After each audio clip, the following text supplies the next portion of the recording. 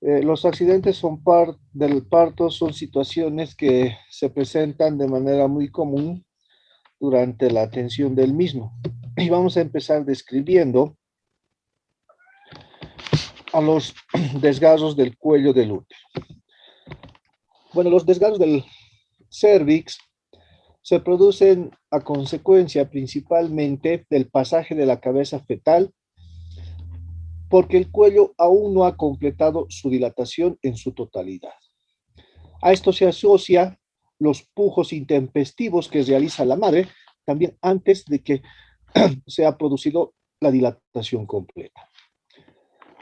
Estos desgarros del cuello del útero pueden dividirse desde el punto de vista de su extensión en incompletos y completos. Los incompletos son aquellos que tienen una longitud de 1,5 centímetros y en su mayoría estos desgarros pequeños que tienen una extensión, como mencionamos, de menos de 1,5 centímetros, en muchas situaciones no necesitan reparación.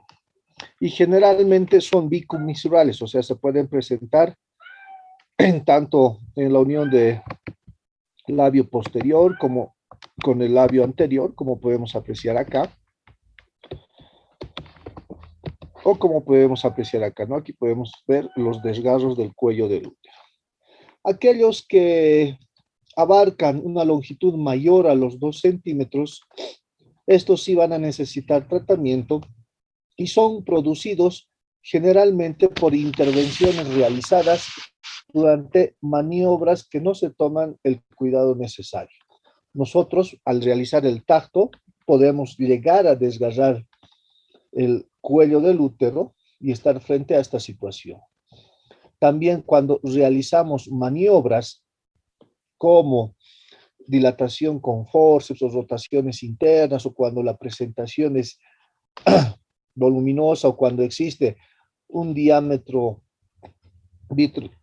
biacromial mayor a los 9 centímetros, puede ocasionarse este tipo de desgarros en el cuello del útero. ¿Cuál es la clínica de estos desgarros?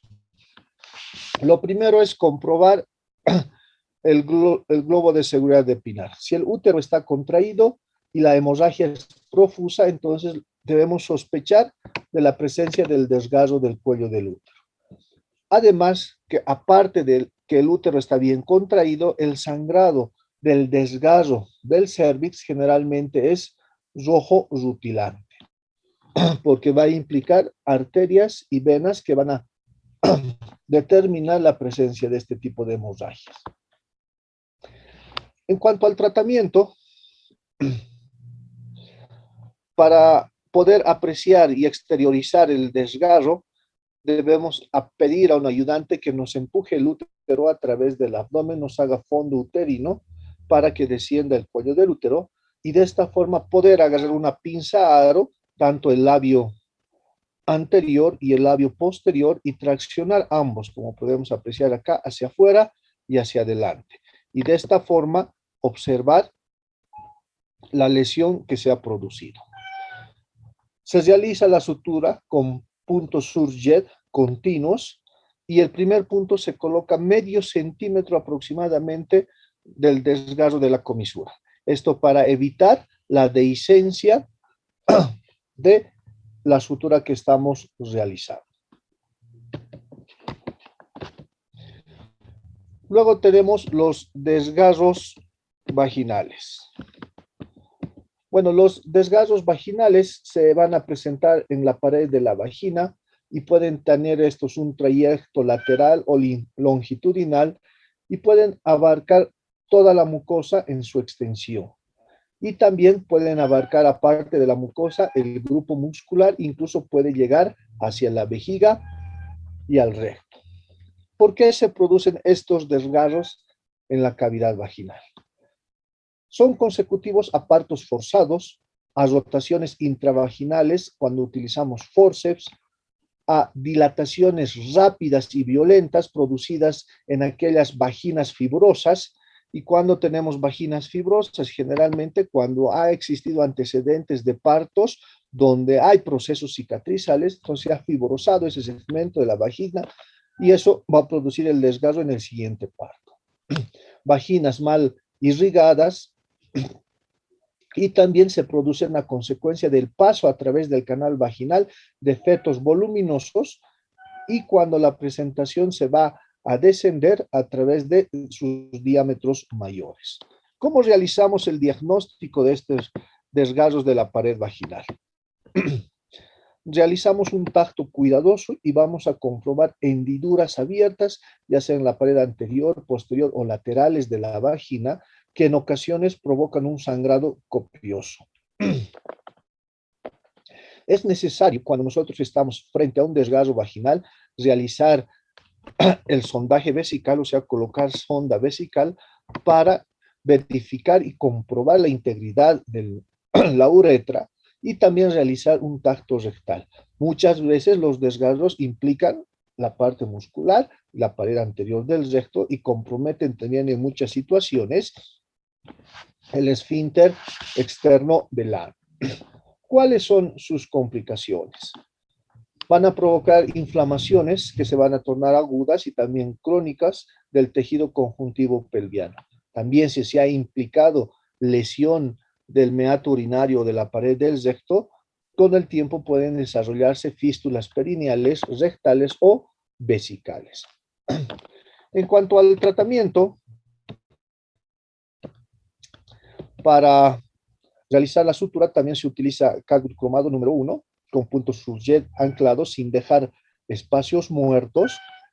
Si este desgarro es profundo, debo realizar la síntesis de la lesión por planos, ¿no? Primero el plano muscular, luego la mucosa, siempre evidenciando no dejar espacios muertos para evitar que se formen hematomas y estos hematomas posteriormente se conviertan en abscesos. Luego tenemos los desgarros vulvo-vagino o los vulvoperineales, ¿no? Que van a implicar las estructuras que componen la región vulvar y el perine. Estos desgarros pueden ser de 4 tipos y tenemos el del primer grado que va a implicar la piel, luego tenemos el de segundo grado que va a implicar, aquí podemos ver uno de primer grado que está implicada la piel, aquí podemos ver uno de segundo grado cuando implica la piel y la musculatura, uno de tercer grado que va a implicar la piel, la musculatura, la mucosa, incluso el esfínter externo del ano, y el cuarto grado o desgarro complicado que va a implicar la pared anterior del recto. A los de primer y segundo grado generalmente se los considera como desgarros incompletos y a los de tercer y cuarto grado se los considera como desgarros completos. Algo que debemos prevenir y cuidar es el desgarro central del periné, que por su ubicación anatómica puede llegar a afectar el esfínter externo del ano y afectar la pared anterior del recto. Muchas veces se ha llegado incluso a través de esta situación, de este accidente del parto, a colocar a las pacientes una colostomía, ¿no? Para dar una reparación adecuada a este segmento del recto que se ha desgarrado. ¿Por qué se producen estos desgarros vulvoperineales?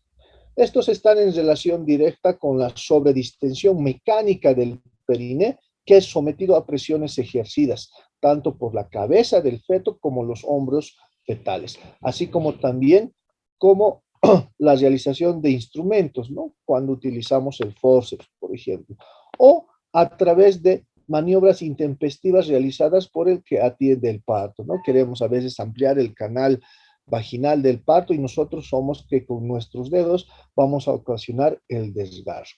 También se puede presentar en tejidos fibrosos, que es frecuente encontrar en aquellas pacientes que han sufrido desgarros en sus anteriores partos, entonces se puede producir el desgarro vulvoperineal.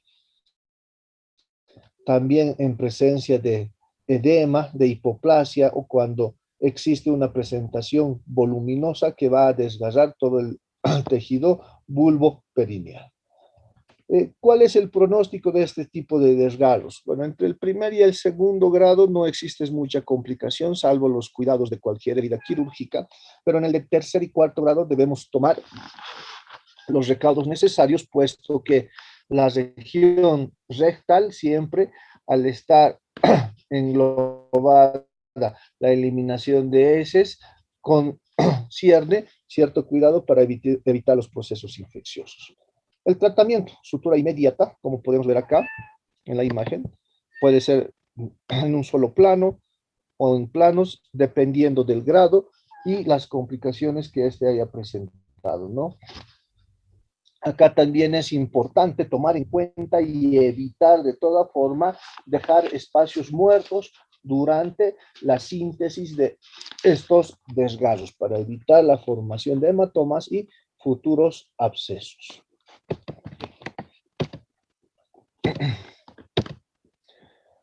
Otra complicación muy frecuente es la ruptura uterina o la ruptura del útero. Esta ocurre más frecuentemente durante el parto y puede producirse en forma espontánea, traumática o por acción iatrogénica del facultativo, ¿no? Del médico que atiende. Durante el parto, la parte más débil del útero es el segmento inferior. Entonces, con mayor frecuencia, la ruptura se presenta en el segmento uterino inferior. ¿No? Acá podemos ver, aquí está el segmento uterino inferior roto. Ahí es donde se produce entonces la ruptura del útero con mayor frecuencia. Estas rupturas del segmento uterino inferior pueden ser completas o pueden ser incompletas. ¿Cuándo son completas? Son completas cuando se ha roto el endometrio, el miometrio y el perimetrio. Y son incompletas cuando se ha roto el endometrio y el miometrio. No así la capa más externa, que es el perimetrio. Estas generalmente son más frecuentes en la cara anterior del segmento uterino inferior, suelen ser longitudinales y se presentan en el anillo de Van. Pueden ser transversales, longitudinales, sus bordes pueden ser lineales o irregulares, pueden tener bordes anfractuosos o lisos o presentar un aspecto equimótico. En algunas situaciones puede abarcar tanto a la vejiga como al recto y se acompaña de salida de sangre.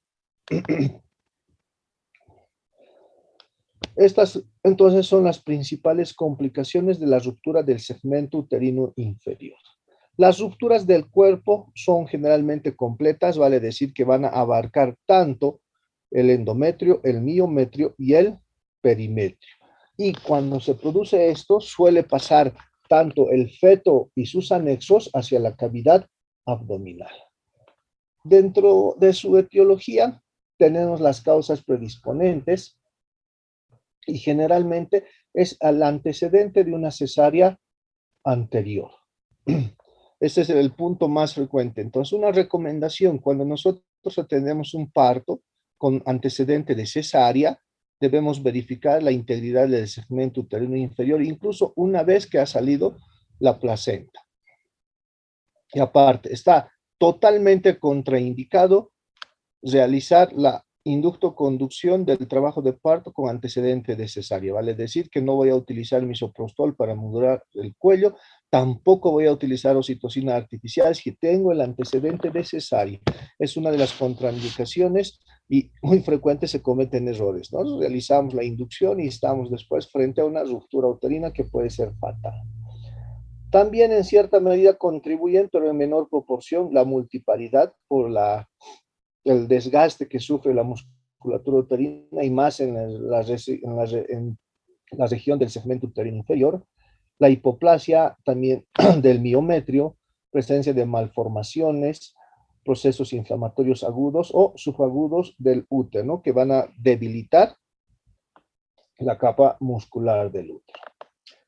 Dentro de las causas determinantes tenemos el parto obstruido. ¿Y cuándo tenemos el parto obstruido? Ya hemos hablado de la estrechez pelviana. Ya sabemos que debemos realizar una buena valoración de la capacidad pelviana para que ustedes puedan decidir, ¿va a un parto normal o va a cesárea? Eso ya ustedes se van a enfrentar durante su práctica.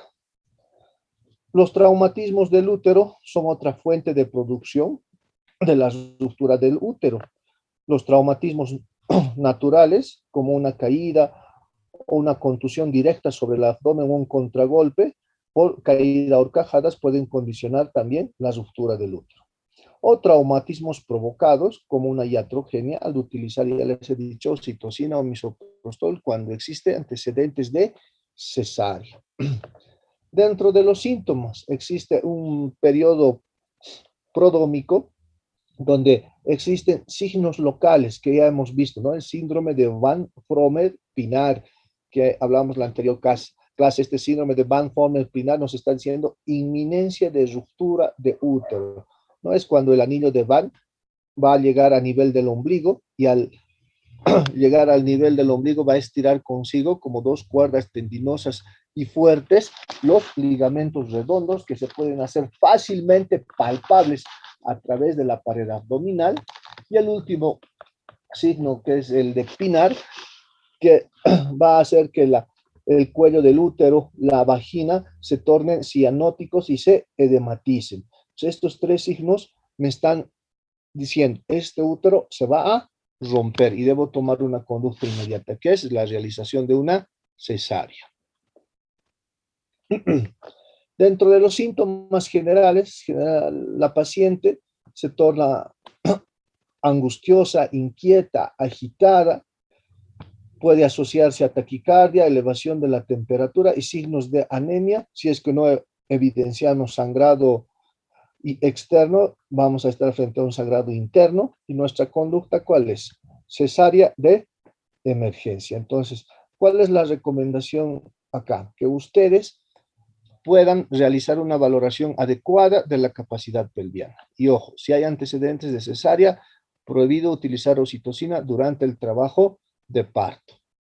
Entonces es una recomendación que ustedes no tienen que olvidarse porque durante toda su formación lo que van a ver siempre son mujeres y niños. Y en este caso, una mujer embarazada debe ser valorada adecuadamente para la atención de su parto.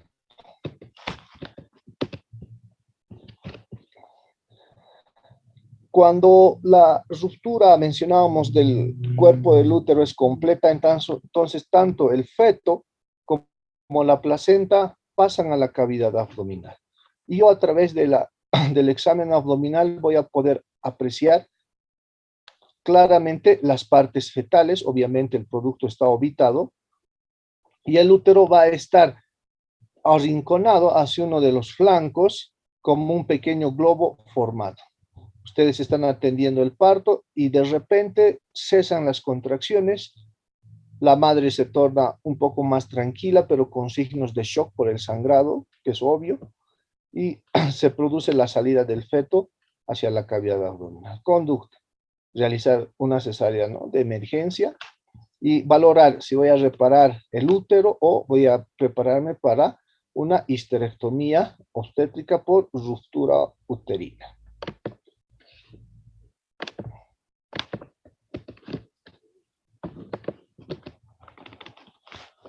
Dentro también de los accidentes del parto tenemos la formación de hematomas paragenitales. ¿Cuándo se presentan esos hematomas paragenitales?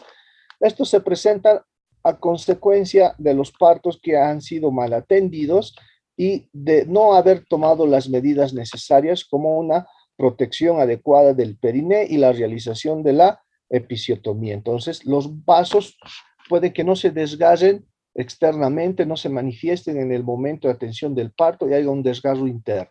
Ese vaso va a ir a acumular sangre, se van a formar los coágulos y vamos a estar frente a un hematoma que se va a manifestar incluso horas después del parto y puede llegar a abscedarse, ¿no?, a infectarse.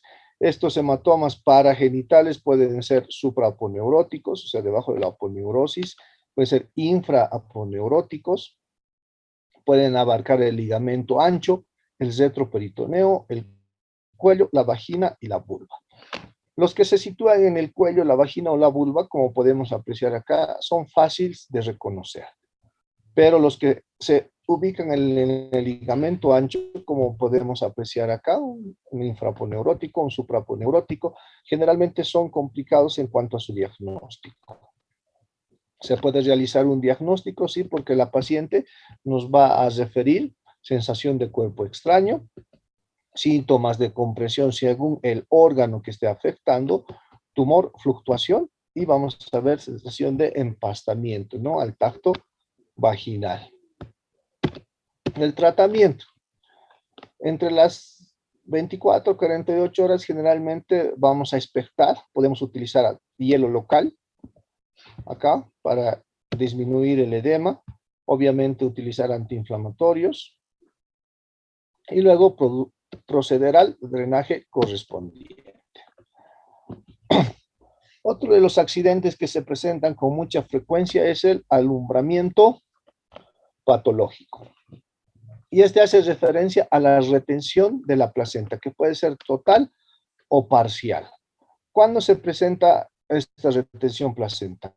Puede ser en las distocias dinámicas, o sea, cuando sale el feto, continúan las contracciones, como recordarán, donde hay un periodo de silencio clínico, aunque siguen las contracciones con la misma intensidad que en el parto, la madre no se queja tanto porque ya no se está distendiendo la región vulvo-vagino-perineal, pero sí estas contracciones tienen la misma intensidad. En estos casos no van a tener esa intensidad y vamos a estar frente a una inercia uterina y entonces la placenta va a quedar retenida en el útero. O puede suceder la adherencia de la placenta, como hemos avanzado, placenta acreta, íncreta o percreta, ¿no? Que puede ser focal, esto quiere decir que abarca algunos cotiledones, que puede ser parcial o puede ser total. O esta adherencia, como mencionamos, puede ser que un segmento de la placenta se haya desprendido y la otra no. O en su totalidad la placenta queda desprendida, pero está retenida a consecuencia de la formación del anillo de Van. Tratamiento, como vemos acá, extracción manual de placenta, ¿no? Bajo anestesia general, con la mano más hábil introducimos nuestras manos o nuestros dedos de tijera, si se denomina, a través de la vagina hasta llegar al fondo uterino. La otra mano fija el útero firmemente a través del abdomen y como comenzamos a realizar la extracción manual de placenta. Estos anillos de contracción pueden ser esenciales. ¿Cuándo son esenciales? Cuando existe un desarrollo vigoroso de la musculatura uterina, entonces se cierra el anillo de Van y evita la salida de la placenta. O puede ser iatrogénica. ¿Cuándo se produce en forma iatrogénica? Y esto tienen que tomar en cuenta. Ustedes, como están al frente de la paciente atendiendo el parto, tienen que indicar a la licenciada que las 10 unidades de oxitocina intramuscular están en el momento del alumbramiento, cuando está saliendo el hombro anterior del feto. Se administra antes del hombro anterior del feto o después del anterior del feto, vamos a tener la formación de anillos de contracción. Y estos anillos de contracción pueden presentarse a nivel del anillo de Van, ahí vamos a tener un encastillamiento, o pueden presentarse a nivel de uno de los cuernos, donde vamos a tener un engatillamiento, o la placenta se ha desprendido, pero no sale, entonces vamos a tener un encarcelamiento. Entonces, ojo, ustedes están al mando, indicar en qué momento se debe administrar la oxitocina en alumbramiento activo. Otra causa de los anillos de contracción que se forman por acción iatrogénica es cuando estamos utilizando, como hemos visto en las prácticas, la conducción con oxitocina del parto, pero resulta que no es cerrado la vía y sigue entrando oxitocina después de que ha salido el feto. Esa oxitocina igual me va a producir anillos de contracción. Entonces, si están utilizando oxitocina, ojo, nace el producto, hagan que se cierre esa vía hasta que salga la placenta. La retención parcial de restos de la placenta o membranas pueden ser por consecuencia de cotiledones aberrantes, como sucede en la placenta subcenturiada, ¿no? Donde se forman pequeños cotiledones, entonces nosotros recibimos la mayor masa de la placenta, pero se han quedado algunos cotiledones. O pueden quedarse las membranas, ¿no? Pegadas a la decidua basal en este caso, que cambia de nombre, que no es nada más que el endometrio. ¿Y por qué a veces se quedan estas membranas o estos cotiledones? Porque nosotros traccionamos en forma intempestiva antes de lo indicado la placenta. Entonces hacemos que la placenta se desprenda en forma incompleta, dejando los restos. ¿Cuál es el tratamiento? Puede ser legrado uterino instrumental en forma inmediata para evitar el sangrado y los procesos infecciosos, porque esos cotiledones y esas membranas se van a infectar. O la literatura también menciona que pueden ser eliminados en forma espontánea, pero debemos evaluar si vamos a expectar en forma estricta.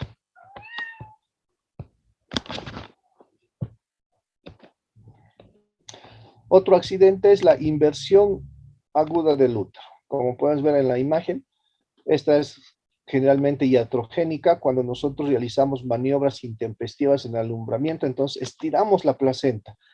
Y esta generalmente en estas situaciones está adherida hacia el endometrio y va a hacer que el útero se exteriorice, ¿no?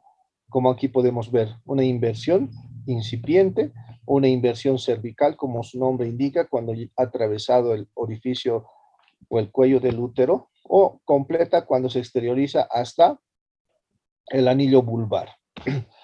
El tratamiento debemos devolver en forma inmediata a través de esta forma, introducimos la mano y devolvemos el útero a su posición. En primera instancia, tratamos el shock y luego realizamos una pexia, ¿no? Una adherencia artificial con puntos para evitar la descencia o el descenso del útero. ¿Tienen alguna pregunta hasta acá? Bueno, luego tenemos las hemorragias postparto y hemos dicho que la primera causa de muerte materna en nuestro medio es la hemorragia. Entonces, ¿cuál es el punto importante para controlar la hemorragia? Que lo vamos a ver también en nuestra práctica en código rojo. Es controlar el globo de seguridad de Pinar y tener los medicamentos necesarios que me puedan evitar el sangrado postparto.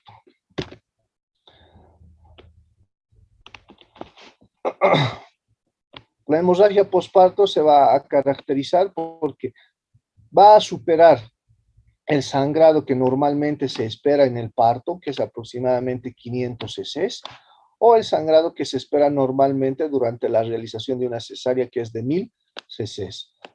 Entonces, ¿qué va a evitar este sangrado? Si recordamos lo que teníamos en modificaciones gravídicas, o sea, modificaciones del embarazo, la mujer en su espacio intersticial retiene aproximadamente 6.200 ml de líquido.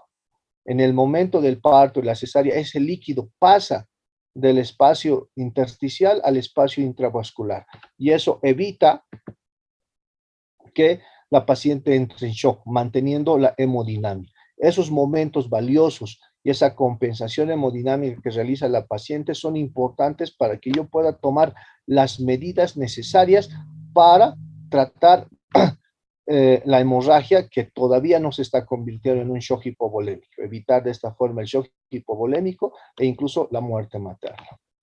¿Cuándo yo ya debo sospechar? No, ya hemos hablado de placenta acreta, todo, pero puede ser que la paciente llegue en un periodo expulsivo y no tenga ninguna ecografía, ningún antecedente y simplemente me toca atender el parto.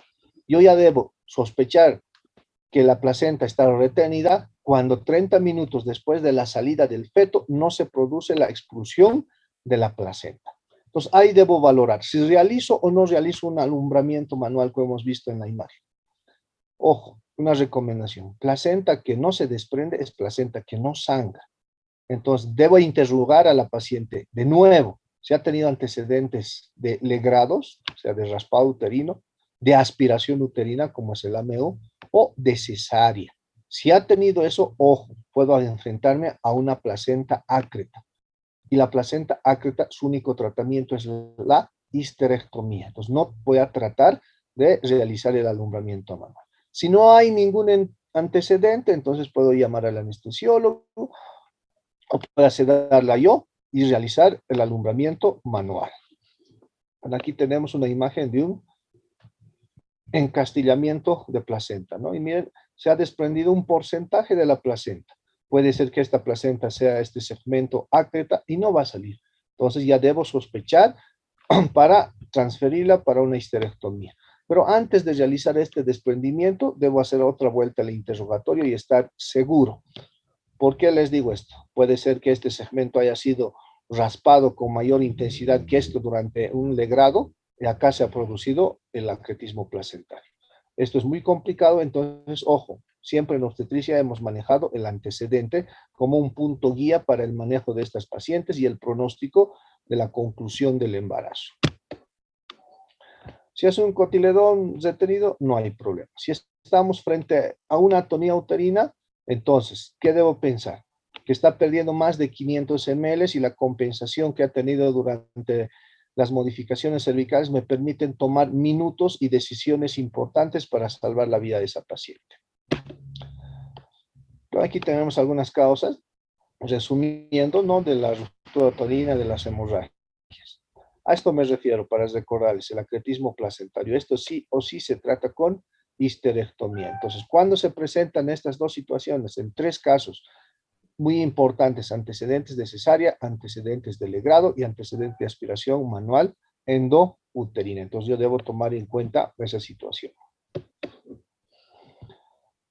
Bueno, esto es la cureta Roma de Pinar, que se utiliza, o la cureta fenestrada de Sims, perdón, que se utiliza para el legrado uterino después del alumbramiento para extraer las membranas y los cotiledones. Aquí tenemos una inversión aguda de útero incipiente, cervical y completa cuando se exterioriza. Entonces yo empujo directamente con mi mano hasta el fondo para tratar de colocar el útero en su posición natural.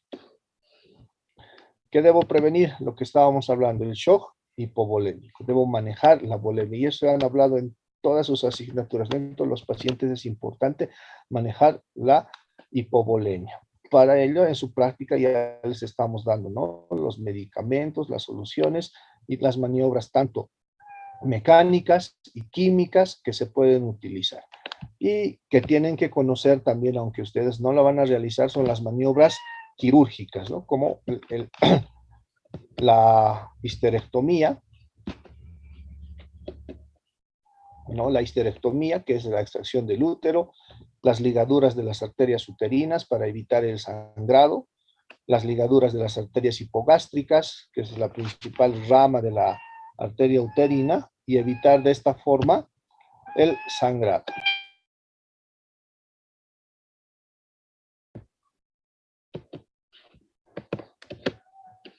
Algo que ustedes tienen que aprender a manejar es el balón de Bakri, ¿no? Este es un balón de plástico que se utiliza en la atonía uterina, se introduce y se llena aproximadamente con 500 a 800 cc de solución fisiológica. ¿Qué hace esto? Este va a inflarse y al inflarse también va a distender las fibras del miometrio, evitando el sangrado. Su retiro es paulatino, secuencialmente, como va respondiendo la paciente a la formación del globo de seguridad de Pilar. Aquí tenemos, ¿no? Esto que es una maniobra mecánica, que es la compresión bimanual del útero frente a una hemorragia cuando no se forma el globo de seguridad de Pinar. Ligadura de las arterias uterinas, que es quirúrgica, desgarro que pueden repararlo, ¿no? Y ligadura de la arteria hipogástrica. En otras palabras, ¿qué tenemos que hacer? Cerrar el flujo sanguíneo hacia el útero, ¿no? Ligando las hipogástricas o la arteria uterina.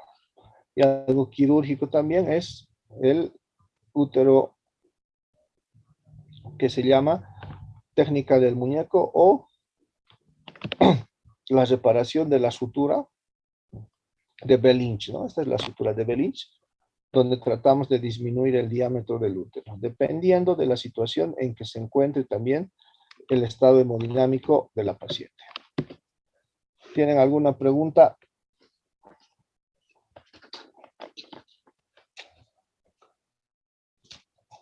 Atentos a la lista. Achá.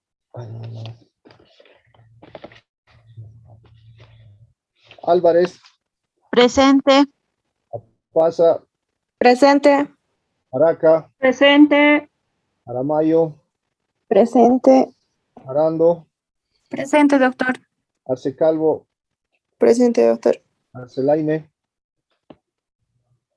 Argandonia. Presente. Arismendi. Presente, doctor. Astete. Presente. Avisa. Ballesteros. Presente. Bazenechea Chirinos. Presente, doctor. Bazenechea Mamani. Presente, doctor. Bedoya. Presente, doctor. Bejarano. Presente, doctor. Bellido.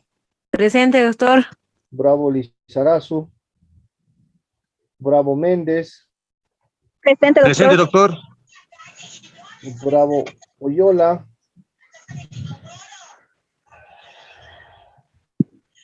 Cabezas. Presente, doctor. Cabrera. Presente. Cáceres. Presente, doctor. Camacho.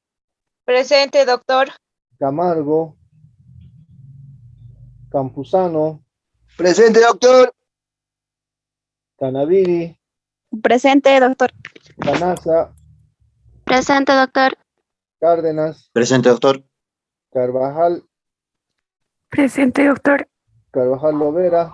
Presente, doctor. Castillo. Presente, doctor. Castro Bedoya. Castro Huanca. Presente, doctor. Chigua. Presente, doctor. Choque. Presente, doctor. Colque Aramayo. Presente, doctor. Colque Chipani. Condori Choque. Condori López. Presente, doctor. Condori Rodríguez.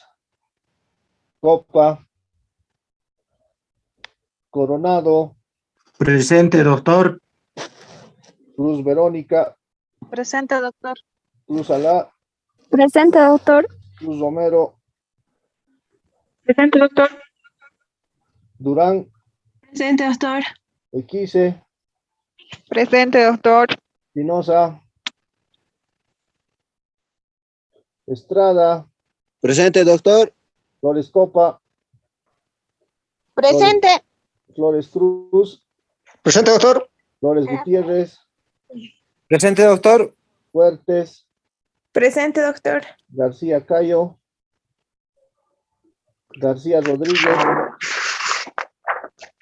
Guevara. Presente, doctor. Hualpa.